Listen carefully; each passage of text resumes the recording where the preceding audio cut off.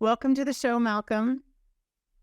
Thank you very much. I'm pleased to be here. Yeah, you and I go way back. We worked together. I used to hire you to do some small film related projects for me or trailer related projects for my projects. And you also transferred back in the day all of my little 8mm videos to what? To DVD then, I think. Yeah. Oh, they go up. You had to find a machine to make that possible because Right. and now I don't, that's not the way no one would put anything on a DVD now. I guess they could, but, so anyway, you and I go way back and just the technology says that. Yes, it sure does. And we're going to talk about technology and how you get a film made and how you get it on a streaming service because you've had success at that. And a lot of people don't know that route. So we'll talk about that a little bit later in the show. But first, let's talk about your new film. You live here in the Wenatchee Valley, and you have a new film out, and it's streaming, and tell us which services people can find it on. But first, tell us about, I want to talk first. So the film itself is Avalanche, the 1910 Great Northern Railway Disaster. I wrote it down so I get it right. Correct. And we'll get to the details of it. But first, let's talk about you as a filmmaker, because a lot of people might wonder, how do you become a filmmaker and live in Wenatchee? We certainly have people who are successful at it. You're one of a few that I know personally. But you started out, let's talk about your start. Let's talk about how you got to where you are and having this successful film and really focusing a lot on our region for your filmmaking. So let's talk about that. Let's go way back. How far back does that go? It goes back quite a ways. I am a graduate of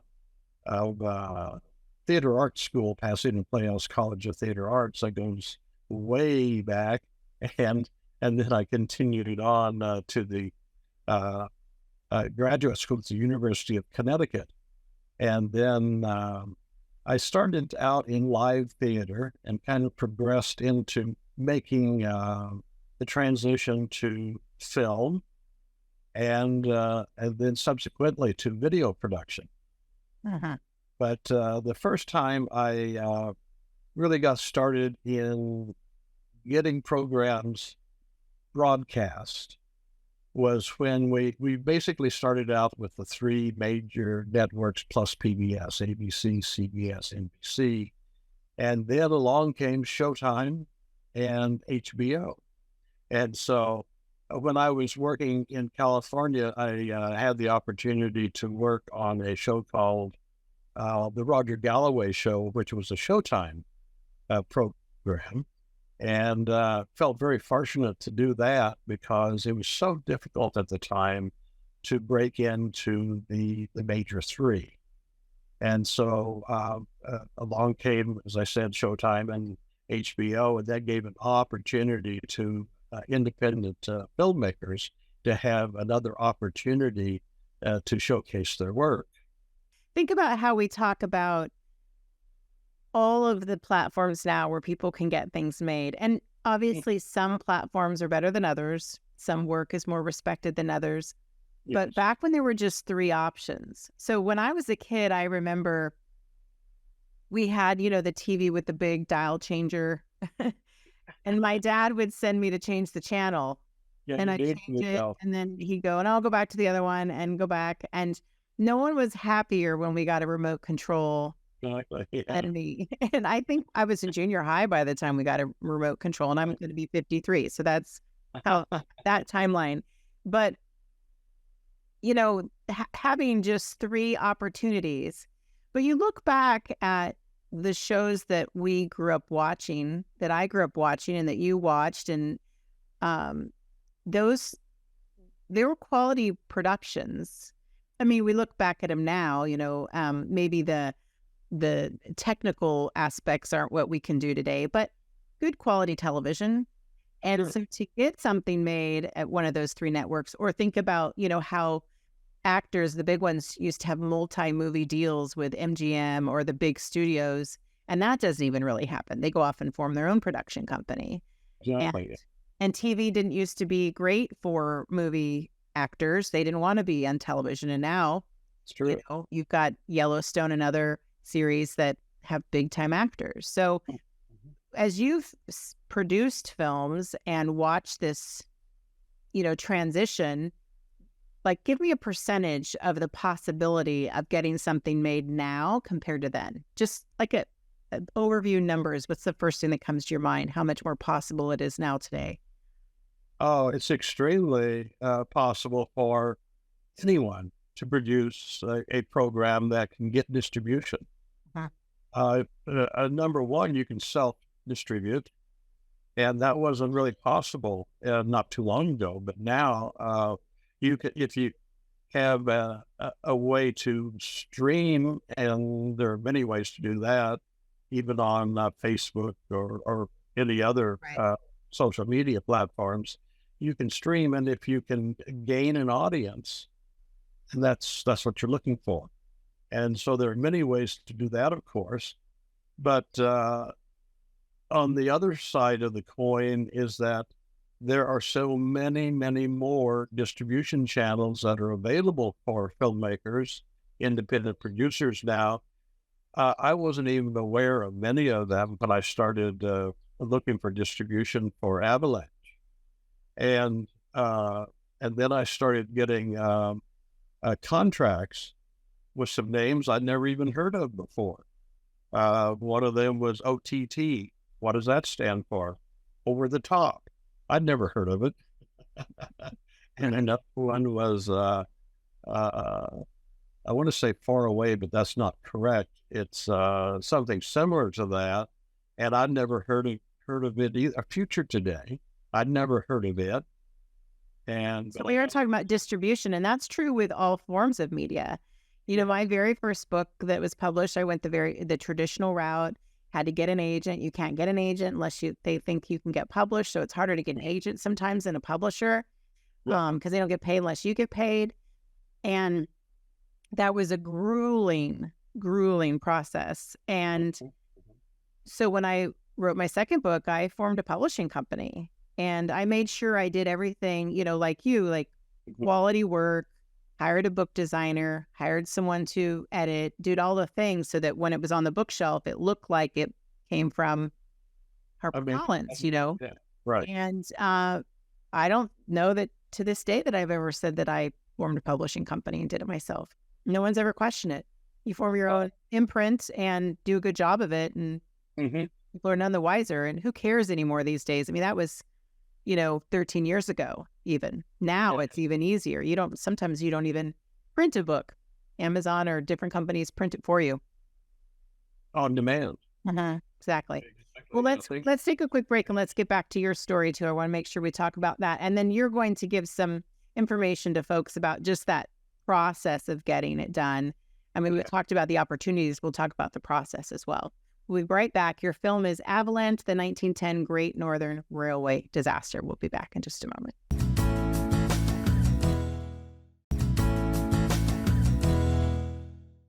We are back talking with you, Malcolm Keithley, about your new film that's been released, and we'll talk about all of the streaming services it's available on. In fact, you can just go ahead and mention them now, and we'll mention them throughout the show. Well, I was pleased to get the announcement that I was chosen to stream on Amazon Prime. So that's a pretty good one. It's a big deal. Yeah, and then another one is OTT, or Over the Top. Another one is Future Today, and I've got a couple of other ones that are coming up soon. It hasn't gone live on those yet, but those are the major ones that it's streaming on currently. Yeah. And that's what we're going to talk about toward the end of the show, how you make that happen, because there are a lot of creative people who would have no idea how to go about that. And then let's get back to your history of filmmaking and then going into video production. So you've lived in Wenatchee for how long? Oh, for about 30 years. 30 years. So you left California and all that implies in terms of being a filmmaker, producer, and you've settled here for a long time. And did you feel like when you came here, you were giving up on that dream, or you were going to figure out a way to make that dream possible from here? Or was it a dream? Was it just a job to you think it was a big dream for you. It was. I left in 1980 during a major writer's strike, and so I was out of work basically. And because I was working at Sunset Gower Studio, and we just pretty much closed down because of the lack of work during the writer's strike. And so I packed up and came back home, back to Washington. And I decided then that looked around, and there were no video production companies in North Central Washington. So I decided to open one up and offer those services, and started getting contracts with the U.S. Forest Service and all of the major hydroelectric generating facilities from California to Canada. And so stayed busy with that sort of thing for quite a number of years until I retired. And all the time I was thinking, when I developed the production company, I would produce my own projects. Well, I was so busy doing other people's projects, I never really got to mine. And so it wasn't until after I retired that I started producing some of those projects that I'd put on the back burner for a long time. One of those was Avalanche, the story of the Wellington disaster that happened in 1910 at Stevens Pass. And so that's the one we're talking about now that just got this distribution. So you've carried this idea around for a long time then. A long time. And one of the reasons, besides the lack of time to do so, it was really difficult to approach it because it really required animation, digital production work, and it just wasn't available readily back then. And now, and not too long ago, with the digital production capabilities that are in everybody's hands now, you can do almost anything. Yeah. And no one would know that it's not real. Right. It's just a fantastic thing. And did you anticipate that that would be an option down the road? Because, I mean, obviously, could we have ever imagined, unless I guess we've seen it in films, future films of what things would look like, and now some of those things are true. But did you think, well, I just got to wait for the technology, or did you think this might not happen because there isn't the technology? I always thought that it was going to, because I could see how things were evolving. And did you feel certain it would happen in your lifetime? I hope so. Yeah. But I mean, right? We don't know the timeline of these things, but you hope to get this done. But you would have waited. You wouldn't have tried to do it any other way. I think it would have been impossible from a budgetary standpoint. Sure. It would just be too expensive. And I do have some investment into this film, Sure. but not nearly what it would have required not that many years ago. Well, and if you talk about investment, you're talking about monetary investment dollars. Yeah, but think about the time. Yeah. Even if you had the money to do these other effects that you needed, the time it would have taken you would be tenfold probably. It would have been. I would have been looking for a competent company, and wasn't that many years ago that those companies that were very good were just booked up solid for a long time. And so getting into them and finding their services available was very prohibitive. That's what's so interesting about today's world. I'm really I'm about to launch a company. Under the umbrella of my company I've had since 2010. That's a media and public relations company, and that's all about digital products and teaching. It's all about teaching people how to do something that you've already done. And you don't have to be the absolute expert. You just have to be a couple steps ahead of the person you're teaching. And that's such a huge business right now. And you think about there is an element of, some of it is, let me go and learn this myself. And there's certainly that possibility with YouTube and everything that's available on the internet. Or let me pay for this low ticket $57 download and mini course on how to do it. Somebody's already done all of that research for me. And that's the space I'm in. And I find it fascinating because you can learn anything in a weekend, you know? That's pretty much true. I think, yeah, I've looked recently, and if you want to be an animator, for instance, Mhm. dive in. You don't need to go to a formal school at all. You can do it all at home. Mhm. It's all these young people that are aspiring to do something in the filmmaking world. Start taking online courses. Yeah. Just dig in and go for it. Yeah. And one thing I'll commend you for over the years, I've got really hung up on the how, of things. And you've said, Lisa, take your iPad out. Lisa, you can get a microphone for under $100. Lisa, like, don't make it so hard. And I think you opened my eyes to those possibilities. I think largely, and you and I have been in contact through each of my tours that Town to It has sponsored when I traveled for the Don't Wait Project for this show, and saying, Malcolm, what gear do I need? Because from year to year, it changed. Now, the first year I went, I filmed everything myself. The second 2 years, we had a cinematographer. But, that first year, I was like, what do I take? How do I do this? What's the bare minimum I can take and use and know how to use it well? Because I don't have any interest in learning how to use the fanciest camera. And you said you don't need the fanciest camera. Yeah, that's true. It's in by and large, it can be very, very simple. Uh-huh. Don't let, uh, I always feel like I'm talking to people that are wanting to get started in something, but don't let those issues get in your way and dive in, and it will figure itself out. The help is out there. You just have to look for it a little bit. Yeah, just have to look for it. Or have a friend like Malcolm you can call every time you have a question. Let's take a break, come back, talk about your film. We want to make sure we've been showing clips throughout, but we want to make sure everybody gets to hear about your film as well. We'll be back in just a moment.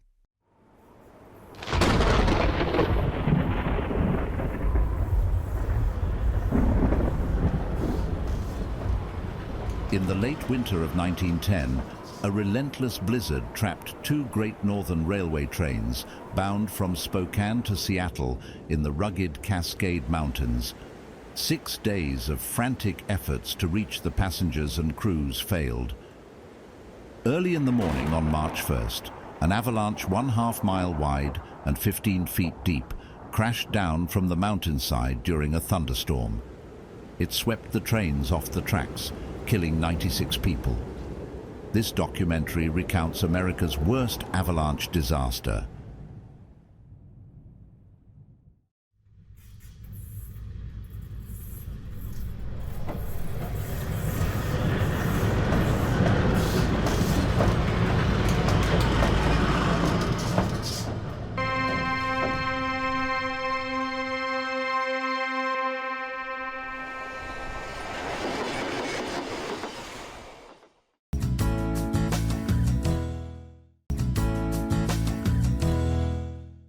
We're wrapping up with you, Malcolm. Let's talk about your film. We have just a few minutes left. Let's talk about your film.